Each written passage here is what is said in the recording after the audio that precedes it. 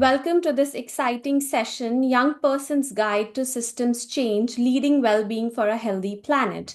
Today, we are here to explore how young individuals can play a pivotal role in fostering global well-being and driving transformative change for a sustainable future.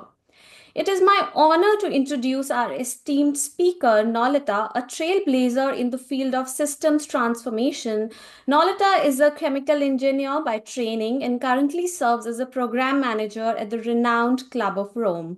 Her groundbreaking work spans global initiatives focused on regenerative ecosystem, innovative approaches to sustainable development, and advising organizations in renewable energy and environmental regeneration.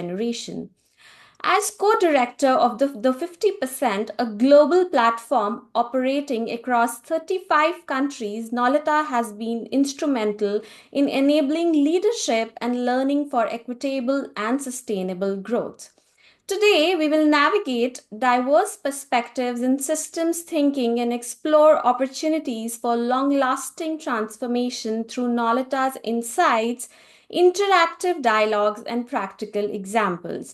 Let us warmly welcome Nolita to share her vision and inspire us all to become active participants in shaping a healthier planet. Over to you, Nolita.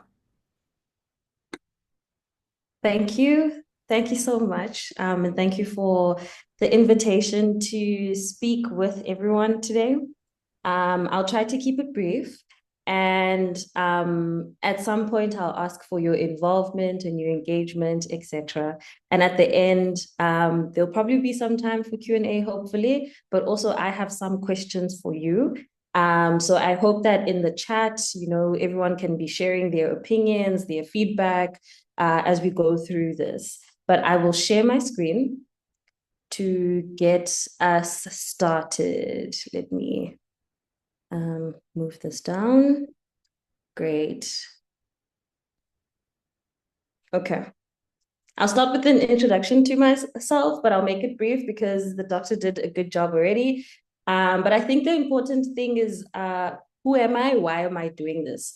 My core, let me say, conviction, ambition is to build and empower solutions that create a better future for Africans. I'm based in South Africa, so this is something that's specifically important to me, to overcome the challenges of the past, but also to create opportunities for a better future.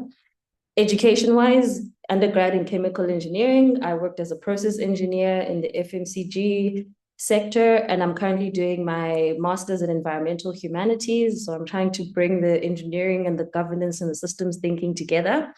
I have a little bit of a background in social business, having co-created an incubator, and also worked in a handful of startups trying to get them started. And now at the Club of Rome, again, working a lot on that question of how do we build sustainable human development with a specific focus on Africa and youth. A little bit of context about the Club of Rome. The core question that the Club of Rome tries to answer is, how can we meet everyone's basic needs while allowing the environment to thrive? Which, so considering this is the transformational economics session, a lot of people are aware of how deep this challenge is and how important it is for humanity to meet this mission. The club was founded in 1968. It has 140 members who are notable scientists, economists, business leaders, and former politicians. And we seek to define comprehensive and holistic solutions to the complex and interconnected challenges of the world. So what is systems thinking, and why are we talking about a youth guide to systems change? Many of you may have seen this picture, but essentially the tale is in a town of people who cannot see, an elephant walks in. And so the scientists are called to touch the elephant so that they can tell people, what is this thing and what are we supposed to do with it? A reminder, they can't see, so they don't know, they've never experienced what an elephant is. So of course, the one who's touching the ear says, oh, I think this thing is a fan. And the other one says, I think it's a spear. And the other who's touching the trunk says, I think it's a snake, etc., etc., etc. Essentially, what this story is showing is that we perceive the world in as far as what is the accumulation of our experiences, accumulation of our knowledge, and the things that we see right in front of us. However, systems thinking is a worldview, and I won't necessarily call it a discipline, but it's a worldview of wanting or pursuing the ability to see the elephant for an elephant. So how do we see an economy as an economy, how it works, what its purpose is, what its function is, what are the elements, etc. Elements being the different components, purpose being what is an economy for, relationships being what are the relationships between goods, people, services, businesses, etc. And the worldview of systems thinking is to do that. Its importance, I find, is that when we go back to this core problem of meeting everyone's basic needs while allowing the environment to thrive, you have to have an appreciation of all the different elements that it takes to be an environment, to create thriving, who is everyone, what is a basic need. And this problem is significant, and I would say no one has figured it out. When we look at this map, is a map by the UNDP, and it looks at Human Development Index, which is a measuring of well-being from 0 to 1, an ecological footprint in terms of number of Earths, meaning how many Earths would it take for everyone in the world to meet the type of development standard or development framework that is embodied in that country. Your key is here. So we see that Africa, for the most part, is sitting pretty low on the development spectrum, because high development is at around 0.7, very high development is from 0.8 onwards. So most African countries are actually on the other side of high development. And also, when it comes to number of Earths, many African countries are below, meaning they are sustainable per se. But of course, it means that the standard of living of many of people in those countries is not great. If we look at Europe, which is this color blue, most of it is on the high development spectrum, but almost all of them are above the capacity of the world. And then you have like the UAE up here, et cetera, et cetera. So one of the first things that we need to realize about the question of creating thriving for everyone within a healthy environment is no one has figured it out at all. So there is such a thing as a sustainable country, but it's not very developed. There is such a thing as a developed country, but it's not very sustainable. So this idea of some countries are better than others doesn't quite make sense. So already by embracing systems thinking, you can then start to understand the world from the perspective of we all have something to learn. And it is not about other people catching up from others, but very few people actually know what to do. And in the center here, not to say that these are the people that know what to do, but the people who are operating within what the window that actually works is the Philippines, Jamaica, Ecuador, Cuba, Sri Lanka. Not necessarily the places that we think about when we think about which economic models make sense or work. And again, I don't know enough to say these are the economic models that make sense and work, but maybe there's some questions about organizing society that people from these countries can teach us about sustainable development. Anyway, but what is the role of young people in this? Why is it called the Youth Guide to Systems Change? Over 50% of all people are under 30.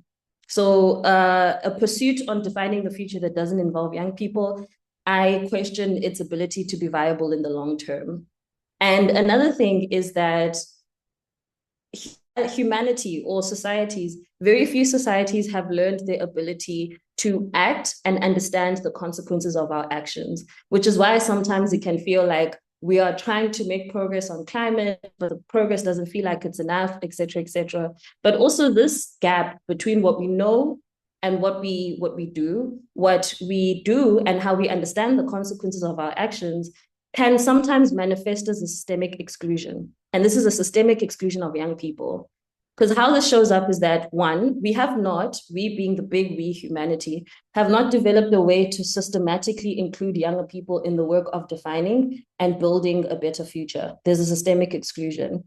And also, on top of that, despite the fact that this generation of young people, especially in the global south, is the most educated on global systems challenges, is the most educated in the field, there has been little learning in this generation, but also previous generation, that has catalyzed change. As a result, we do not know how to teach other people how to learn about catalyzing change. And maybe a small exercise to drive home the point I'm trying to make. When we think of different times in human history where there has been a systemic level of change, I struggle to think of an example where we transformed civilizations entirely at the magnitude that the climate change crisis needs us to without requiring catastrophe to drive that learning. Meaning, human societies, from my understanding, have always needed crisis before they learn. However, the climate crisis is an existential one. It's a world-changing, world-ending problem. So we can't wait for the end of the problem to say, oh, this is what we should have done to solve the climate crisis. We have to do it proactively. And that's what I mean about there has not been a lot of learning about what it takes to make a change. So when it comes to what we teach young people, there's a bit of a gap there. And this gap is obvious because then how it's manifesting is that there is a trust deficit between the generations and between institutions. It's almost become a joke for a young person to say, I don't think my education is relevant. I don't think my education is teaching me about the world. And a lot of it has to do with the fact that there's very few opportunities to have a systemic worldview when it comes to understanding the world as a whole, but our role in it. And so the vision that we've been working and the lens that we have taken on is that by embracing a systemic worldview, we are able to empower leaders to understand themselves as part of a whole, yet masters of their own fate at the same time. And this is because the large and the complex challenges facing our communities, countries, and the world can sometimes feel too big and overwhelming for young people to engage in systems change. And our strategy essentially is to create opportunities for young people to learn about and think in systems, to create opportunities for young people to lead, to transform. So what does transformation look like in your context? What does that teach you about what broader transformation can look like? And then solidarity, because it needs all hands in deck. There's very few things that only one person can change by the switch of a button. Maybe actually the things I can think of are mostly bad things, but things that can change systems by the click of a button: nuclear war, sparking a pandemic, etc. But positive change, thriving, human well-being, health, a lot of those things require engagement from all parts of society. And so solidarity then becomes important to that. What are your networks? What are your relationships, etc.? And then this just describes the focus areas that we're looking at. So in that, when we were starting to understand, to question how do we go about engaging young people in the work of systems thinking and systems transformation, we read this book. And so a lot of the information comes from this book and how we were implementing it. The first thing was having a common vision, as I mentioned earlier. What is the goal? For us, it was global equity on a healthy planet. And then there are certain principles, especially when you start reading literature about like when have big changes happened, when people have succeeded in transforming a political environment, economic environment, etc. What were the common patterns? And having the discipline to learn and try to understand these common patterns is important for any young person's journey of wanting to have a big impact and change the world. And these are the three principles that have resonated for us in the question of global equity on a healthy planet. One is embracing complexity, meaning many times, especially in the world of innovation, when you're trying to solve a problem, you're always told narrow, narrow, narrow until you find the thing that you can do repeatedly and of good quality.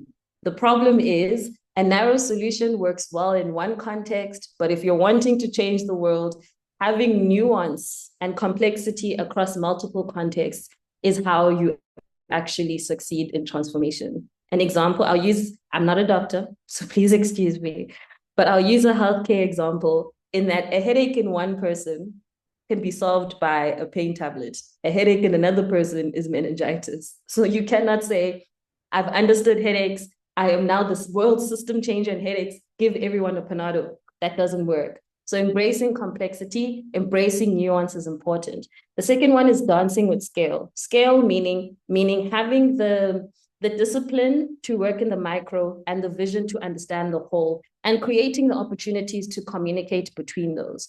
And an example that I would give about this is in the policy space, in the governance space, in that local level governance, so how we have control over our environment, meaning we recycle, we make sure the roads are clean, that we are not dumping litter everywhere, etc. That's a micro solution, a very localized solution to an environmental problem.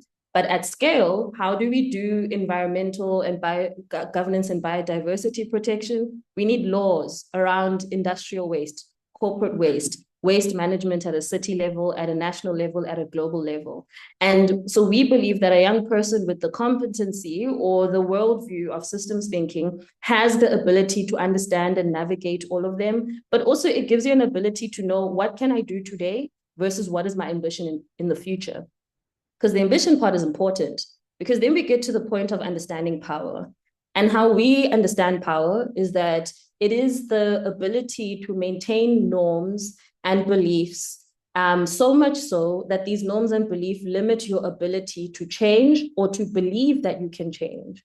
So understanding our limiting beliefs, understanding the limiting beliefs of other people, but also what are the dynamics, the complexity, the scales at which power operates, what your role is in working with power is then important, because you can do both of these. But if you don't know how to fundamentally change the basics, change the law, participate in the economics, etc., then you are still very much as a young person limited. I see this a lot when it comes to the youth climate movement right now, right? There's a lot of young people working in climate in the local level, a lot participating in UNFC processes, a lot speaking about the nuances and the systemic issues of climate, very few engaged in politics, very few engaged in environmental governance. Why? Because this is particularly difficult, but this is part of the mission of what it takes to transform the system for global equity in a healthy planet.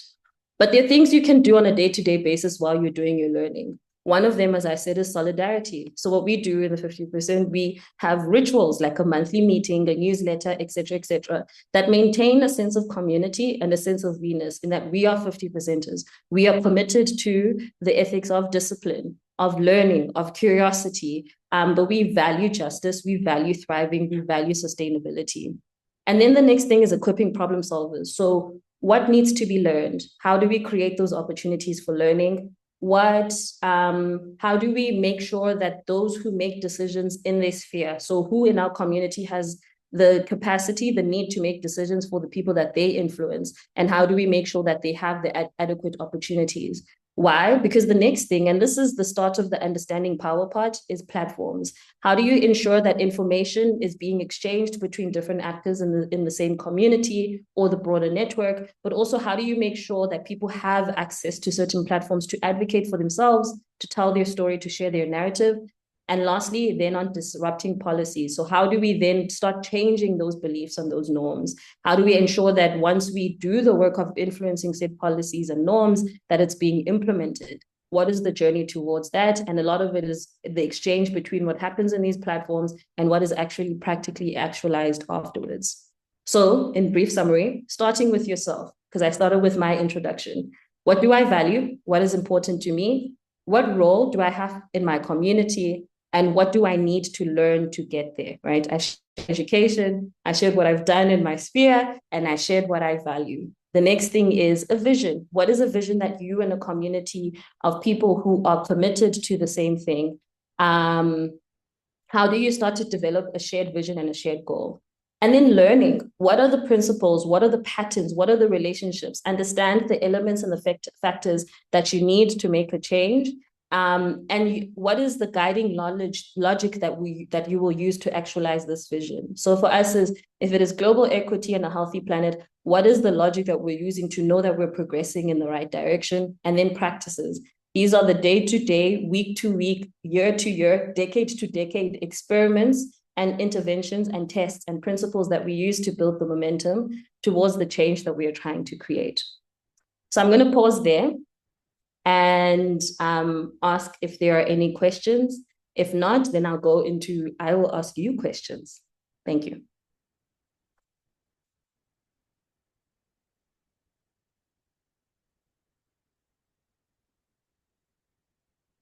I see one on the chat on what is regenerative business and economy. So I can start with that one. Thanks, Tato. When we say regenerative, we mean things that are restorative of environment and economy. So the question there is, can a business be restorative of the environment? Can the business be restorative of communities? Which, is obviously sometimes almost opposite to what the business is there to do. But that's what we're trying to understand is there an opportunity to build the types of businesses that are actually adding to the environment, adding to our social infrastructure versus either being separate from or extracting from. Yeah. Do we have any more questions?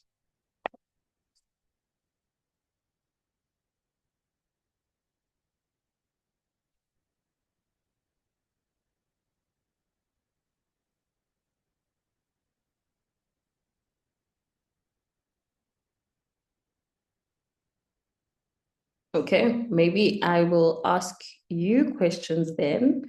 Can everyone please have their phone open because we're going to do a Mentimeter. Where's my... Okay, give me a second. My browser's closed. Okay. How much time this will take, the activity that you're doing now? I hope not too long. I'll keep it brief.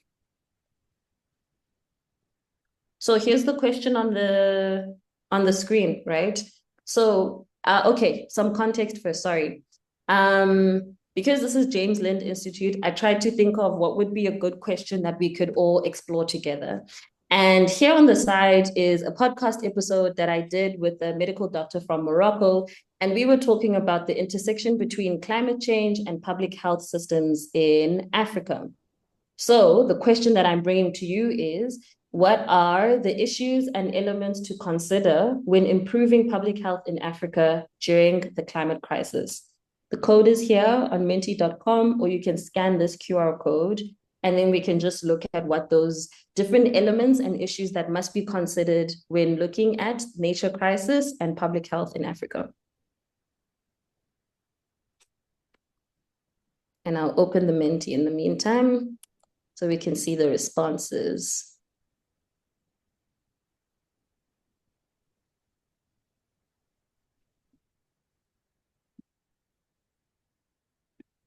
Is everyone Can able to?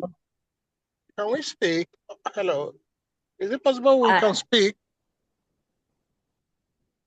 Yes, you can speak, or you can also share it on the Mentimeter.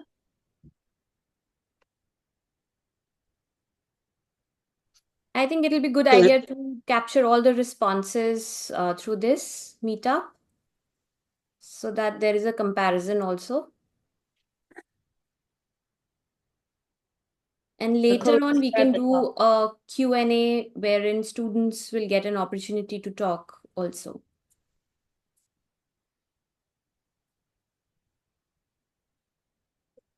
Okay, so we have our first response.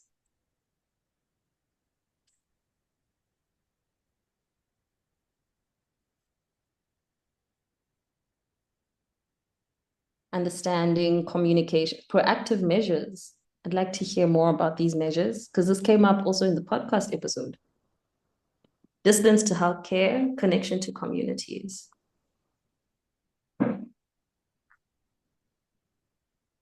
I'll give it 2 more minutes for some responses. So please do log on and share your responses. Disease prevention.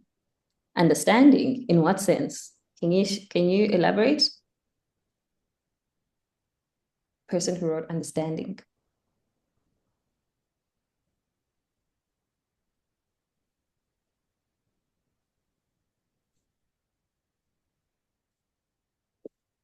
Economy, still developing. Multi-sectoral approach, okay. Local and regional policy. Inclusion. Sustainability. Oh, okay. Sustainability, in what sense? What do you mean? Prioritize needs, community engagement. Political champions. Oh, can this person please elaborate? What do you mean by political champions?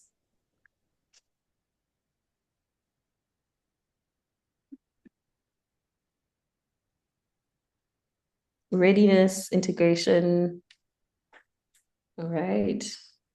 Community engagement seems to be the big one.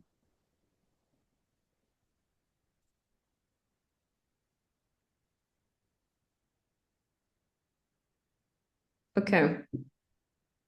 Financial resources, crisis management, interesting. Okay. In the interest of time, please do continue to add as you think of them. But the point I wanted to drive home is that even when it comes to something like a healthcare system, which is complex, right? Most people think that it's about, okay, we need more hospitals and more access to medicine. But as you've shown in this, is that there's much more to that. There's readiness, there is a political element, there's a policy element, there's an element of prevention, both of disease but also of being proactive with health, understanding, having external support, having climate resilience, health research, etc. There's quite a lot that that comes into creating a healthcare system. And on top of that, a healthcare system during a climate crisis is an incredibly complex thing. So one of the things that I wanted to just ask you to consider or to discuss is that, considering some of the elements that you raised, what would you propose to be a common vision that this group, or maybe you and other students, could mobilize yourselves around when it comes to this question of healthcare systems or public health in nature crisis? And if so, what would be some of the guiding principles and logic that you would use to start to actualize, but also what type of questions would you be asking yourself? And also, what types of experiments can this group or you and your group and a group of students develop together to get started, to test your knowledge and what you know about change? And yeah, that's that. That's my provocation for today. Okay, so I would request all the students to take down these questions, Oh, let me and share them. we will join back this meeting with the same link in another 5 minutes, because we are getting a lot of emails from students that there are some network issues, some are not able to hear. So we'll restart it. If you can look at these questions, think over it for 5 minutes and rejoin the meeting. We are resending the link, or you can join back the same link. We have a hand up, Israel. Please go Yes. ahead.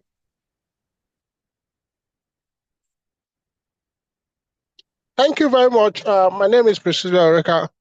I'm an environmentalist who understands the role of policy in championing climate change and meeting health needs.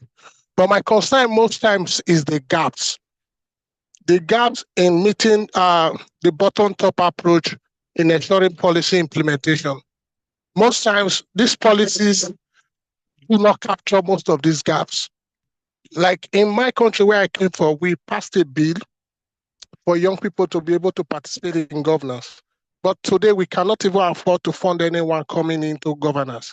So how do we bridge that gap to ensure real inclusivity of those who actually bear the brunt of climate change, having their policies, their concerns enact in those policies to ensure inclusive implementation? Because even in the COP29 we went in Baku, it still has not captured the true needs and awareness of those people who bear this brunt of climate change. So how do we build this mass movement to ensure that those who actually bear the brunt of these health needs are captured, because they are still doing the out-of-pocket expenditure in also meeting these their needs in climate emergency? So I will need an understanding on how do you think we can approach this to ensure that there is true implementation and inclusion of those who actually bear the brunt of these health needs and climate crisis.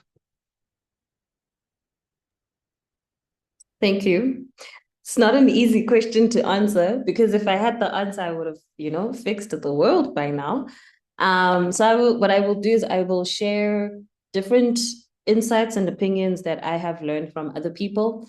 And hopefully those will start with the progress. So you are right in that there's a lot of the brunt of the climate issue is felt by communities who don't have access to a lot of money to solve these challenges in and of themselves. So there is actually a very strong locally led adaptation and resilience community all over the world, but there's a very strong one also in Africa, and also one that's focused on least developed countries. So researchers are starting to focus on this, but there's quite a gap between what researchers bring out as well. First of all, there's a gap between communities and researchers, that even though researchers go into communities to do research, there are various things that sometimes can limit the efficacy of the output, the knowledge that has come out of it. Some of it is time-based, some of it is class-based, some of it is language-based, et cetera, et cetera, et cetera. There's a myriad of reasons. And so then there is the research policy interface, which also has its own inefficiencies. So you mentioned that we go to COP29, but we don't always get the outcomes we want. Before we even get to COP22, to the COPs, in national environmental law and policy, etc., sometimes we do not get the outcomes that we want, or for example, in my country, amazing environmental law. I was reading our environmental law a month ago, and our waste policy, etc. Great. Problem is that sometimes things are not implemented equally, because sometimes we prioritize profit over mitigating waste, etc., etc. All these I recently wrote an essay about, there's a clause that says within reasonable means. But what does reasonable mean? Is it supposed to be reasonable for the company? Is it supposed to be reasonable for the community that lives where this factory is, et cetera, et cetera? All of this to say, how do we engage? So to your question, how do we engage? One is that at the 50%, we speak a lot about, in as many ways as possible, activism is one way to engage, but the challenge with activism, one, is that into mental health and well-being, it's a lot. So it's one of those things where we see it as necessary, but to be minimized in as far as it makes sense. Engaging in public governance and policy processes is important. There is an exclusion, but one thing that I learned from Emma when Emma is a minister. I don't know if she still is, because they just changed the cabinet, but Emma Theophilus was, at the time, the youngest minister in Africa. She was a minister of technology and communications, I believe. And she would speak about the thing that was most important to her, being a 27-year-old in senior government, was understanding the processes is the way to navigate transforming governance in her country.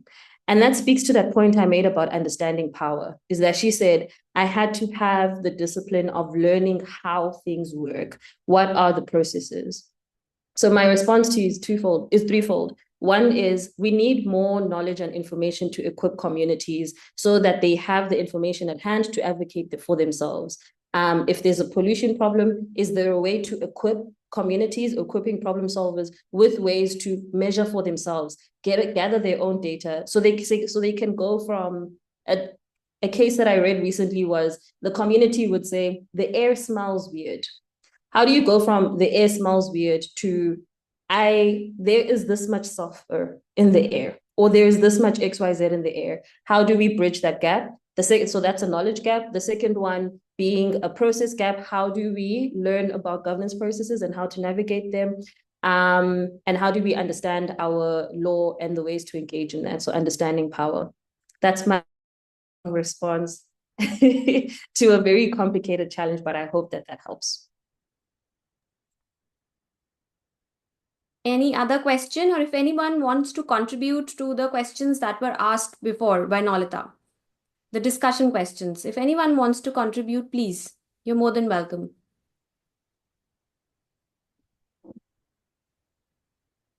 Okay, if nobody's asking, then I'll ask you a question, that how do you think that as students can contribute or can be part of this movement, like any of your ventures or any other thing, if they want to contribute in some manner, if you can tell us?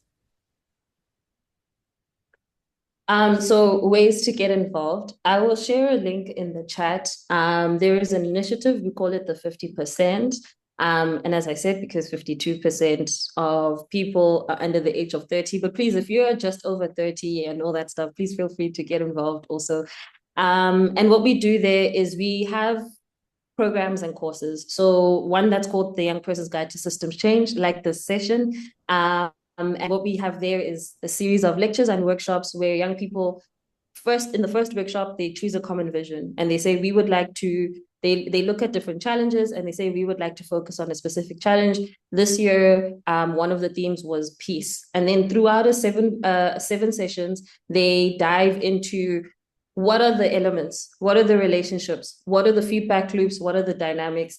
And the intention is twofold. One is to leave that having created a knowledge asset to say, this is what we understood when we looked at this problem from a systemic worldview, but also with recommendations on this is where we would start. So if these are the principles, these are the practices that we would advise more young people like us to implement. And our intention is to use that as a space for as many people as possible to start saying, okay, I can from now leap on to the next thing and start implementing. We have programs. As I said, we have rituals of like monthly meetings. We have speaker sessions, intergenerational dialogues, where we bring in world-class thinkers from the Club of Rome and other organizations to share their insights. So if one of your questions is, how do we make financing more sustainable? Or to Israel's question, how do we ensure that there's more youth inclusion and governance? We bring in people who have had some experience creating progress when it comes to those problems.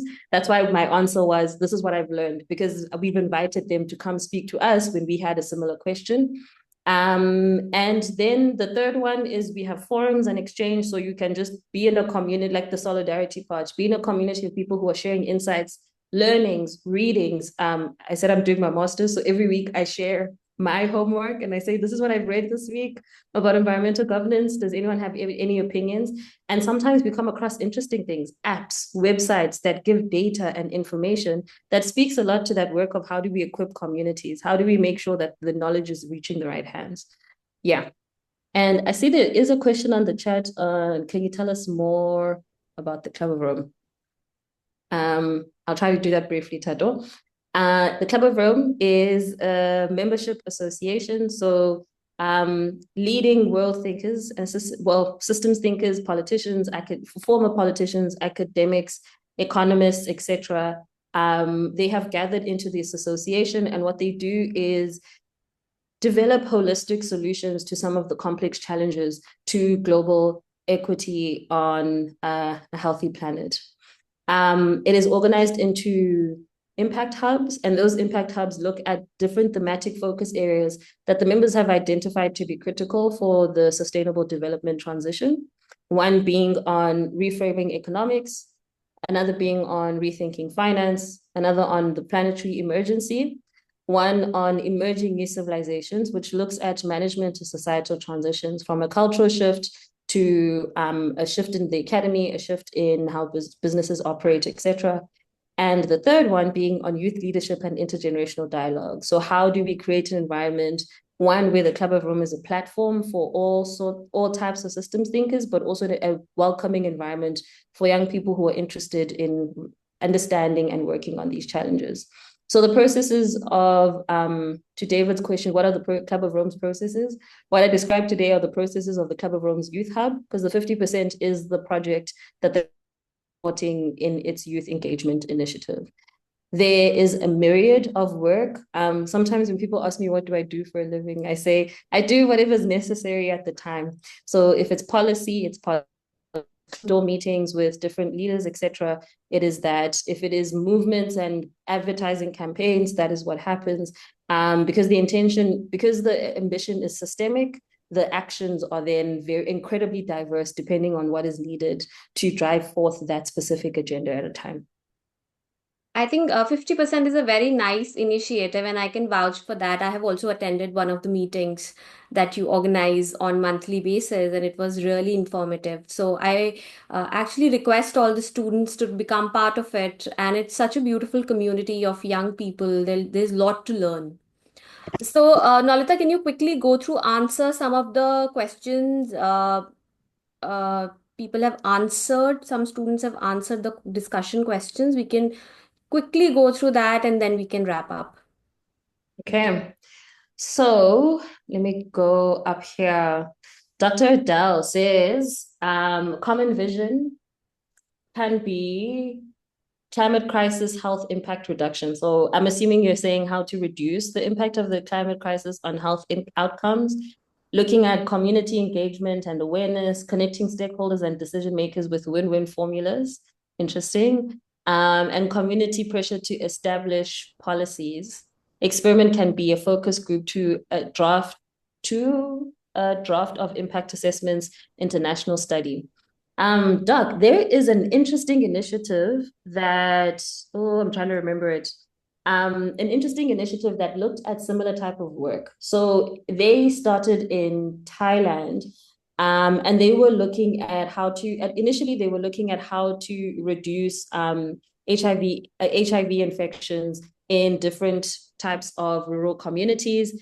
And what they were noticing is that there were specific communities within Thailand that were having like almost a zero infection and transmission rate. And some of the work that they were doing to understand this was one leaning on indigenous knowledge, so which relied a lot on community engagement, awareness, and training. They leaned a lot on stakeholder decision making, so how to collaborate with health workers so that they do not disempower local communities because clearly these were communities who had figured out how to limit transmission more than at least like even in my country. And then they use that to learn about what is it about this community's culture, and is it present in other places where we can start to support communities relearn the ways in which that they took care of themselves, so that there is a little bit of independence in healthcare that leans a lot on pride and identity of culture, while at the same time supporting them in any of additional tools that they needed. I'm struggling to remember what it was called, but if I ever do, I will email Dr. Sanal and I'll send it to her and I'll say, I remember which initiative it was, because they have been working in Uganda. It was founded by someone who used to work at UNAIDS. So he had a lot of experience not succeeding in the HIV epidemic crisis. And then he came across this and he was like, oh, wow, this is a different way of working. Dr. Miriam. So training and mobilizing young leaders to design campaigns that raise awareness about the intersection of climate change and health. I think you'll have a good time with the 50%. I've sent the link on the chat. And measure the effectiveness of youth-led initiatives in driving policy changes and community engagement. This is a very important point. A statistic I saw recently said that 90% of youth-led organizations run on less than 5,000 US dollars a year. And youth-led organizations are typically organizations that were created by a very energetic young person. And in South Africa, most of the time, a very energetic young person who's also unemployed, which means there are young people who are doing the work of supporting communities on less than 5,000 US dollars a year. And one of those things that I've seen every time I go into a new country and I meet like a cohort of engaged young people is that there's very little measuring of their work and figuring out how to measure it, because it's hard to say, I took care of this many people. I just did it because I can, type of thing. And how to also to develop reports, branding, identities, common visions, the stuff that turns a project into an institution. A lot of that capacity doesn't exist. So you're right. And if you have an idea on how to get something like that going, started, funded, I'd be very interested to hear more. And then Israel again said, common vision has to do with understanding the collective. What are the issues? How do we build a voice around it? Crafting the right message to amplify the needs to policymakers and building the critical mass movement. I would say yes. I would add to that, Dr. Dal said, how do we create win-win formulas? One of the things that I have found to sometimes create a barrier or limitation to the efficacy of transformative initiatives is that because the frustration is with the system, it is then easy to create an enemy of your local policymaker, because you're like, you're not doing your job. This is why we're struggling. The problem with that, if this is the person that's supposed to open the door with you, and the first conversation you had with them is, I think you're doing a bad job, you really then struggle to have a second meeting with them. So how do we support leaders, especially young leaders, to use this frustration in a way that is constructive and is helpful? And that's when I say knowledge, and to your point, Dr. Marian, measurement, discipline becomes an important one, because you are you are able to speak from that perspective, and it doesn't mean that they will listen, but it increases the chances that you'll have a second conversation with them in another point in time. I think that's all of them. Do we have any questions? Any other questions? Okay. So I would like to thank Nolita for such an insightful session. It has been an absolute pleasure learning from you, and I look forward to our further association in future. Thank you once again. And thank you to all the students for joining in. Have a great evening. Bye. Thank you. That was a learning lecture. Thank you all. Thank you Thank you, very Dr. much. Sanan. Yeah. Later. Wow. Thank you Thank you. for the deposition. It was Thank really you very wide. much from South I Sudan. thank the institution for bringing this kind of lessons to us because it's my field and my core area of practice. Thank you. It's been You're a really welcome. thank you very much. I'm in Eswatini, by the way, so hearing someone from South Africa like this, I'm happy. Great, great. Good to know that. Thank you. Thank you. It was a pleasure learning. You guys. Thank you. You're welcome. And please keep attending such sessions which are organized by the institution.